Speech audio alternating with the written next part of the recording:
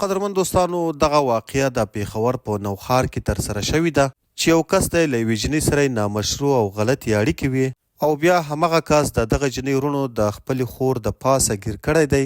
بیا یې دغه کس ته ویلي چې موږ به تا هله پرېږدو چې کله هم ته خپله ښځه موږ ته پیش کړې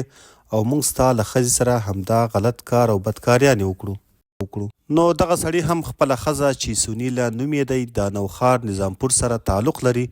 او د 28 کالو دی، دغه 3 کسانو ته پیش کړې ده او هغوی هم ورسره لګاتار 3 غنټې بدکاریانې کړي دي. د دغه ښځې د خاوند نوم ګلزار دی، د نوشیري اوسیدونکی دی چې له یوې جنۍ سره یې غلطې او نامشروع اړیکې وې.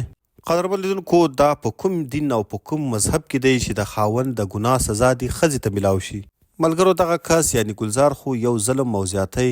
او ناروا دا کړې ده چې له پردي جنکیانو سره خرابې اړیکې لري او بل د هغه د پاسه غټه ګناه دا ده چې د په خپل جرم کې خپله بې ګناه بیبي دغه 3 کسانو ته پیش کړې ده. نو آخر انسان دومره بې غیرته او دله څنګه کیدی شي؟ دغه 3 کسانو هم د ګلزار له ښځې سونیله سره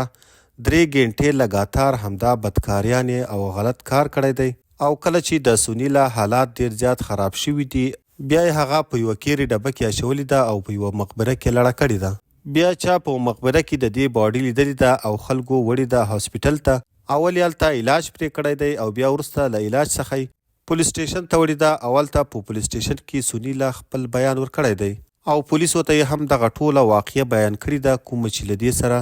دغه ظلم او زیاتی شوی دی او پولیسو هم د 4 کسانو په خلاف FIR درج کړی دی چې په هغه 4 کسانو کې یو کس نیول شوی دی او د 3 نورو کسانو د نیولو هڅې روانې دي چې په دغه 4 کسانو کې یو د همدې سونیله خاوند ګلزار هم شامل دی. ملګرو، خلک وایي چې قیامت دی، زه خو وایم چې له دې نه به هم بل غټ قیامت وي چې یو کس راځي او خپل عزت ته خپله طلۍ ورکوي او داسې یې د خپل جرم په سزا کې 3 کسانو ته حواله کوي او هغه کسان هم لګاتار 3 غنټې ورسره مسلسل همدا غلط کار او بدکاریانې کوي. قدرمن دوستانو، الله تعالی دې په موږ، تاسو او زموږ په معاشره رحم وکړي.